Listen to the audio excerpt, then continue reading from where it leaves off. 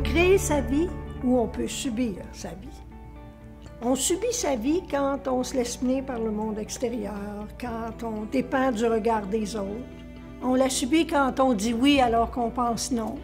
On la subit quand on responsabilise les autres de nos problèmes puis de nos malaises. On la subit quand on attend que les autres changent ou qu'on les contrôle pour qu'ils soient ce qu'on veut qu'ils soient, qu'ils fassent ce qu'on veut qu'ils fassent. Et quand on fait ça, c'est comme si notre bonheur dépendait des autres. On n'a pas de pouvoir sur notre vie. Alors qu'on crée sa vie quand on s'arrête puis qu'on écoute ce qu'on ressent.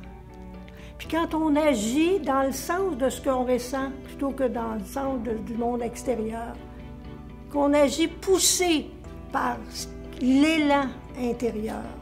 On crée sa vie quand on s'occupe de nos besoins.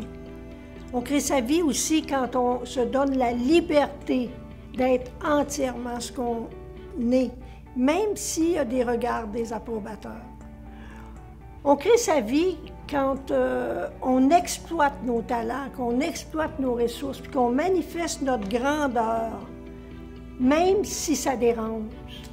On crée sa vie quand on est vrai.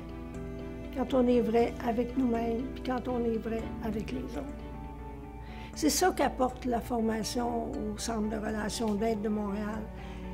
On fait non seulement encourager les participants à créer leur vie, mais on leur apprend à créer leur vie pour qu'ils puissent dire à la fin de chaque journée, puis au bout de leur chemin, j'ai créé ma vie.